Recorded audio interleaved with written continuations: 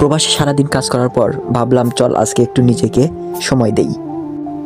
এই হোটেলের সামনে দিয়ে কতবার যাওয়া আসা করি, আজকে ভিতরে ঢুকেই পড়লাম ফিশ বারবিকিউ খাওয়ার জন্য। ভাই কি বলবো, মাছটা যখন আগুনে পুড়ছিল তখন মনে হলো এটা শুধুমাত্র একটা ফিশ বারবিকিউ না, এটার ঘ্রাণই বলে দিচ্ছে নিজের দেশে ফিরে যাওয়ার মতো একটা অনুভূতি।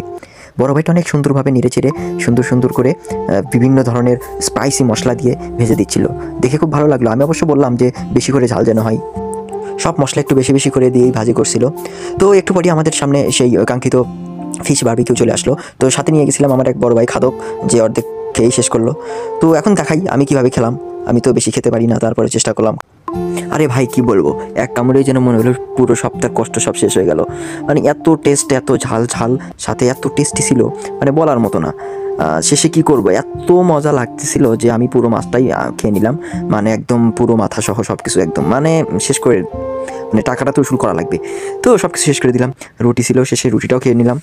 ভিডিওটা ভালো লাগলে লাইক করতে বলবেন না, পাশাপাশি এরকম নিয়মিত ভিডিও পেতে আমাদের চ্যানেলটা সাবস্ক্রাইব করে পাশেই থাকুন। আল্লাহ হাফেজ, টাটা, বাই বাই।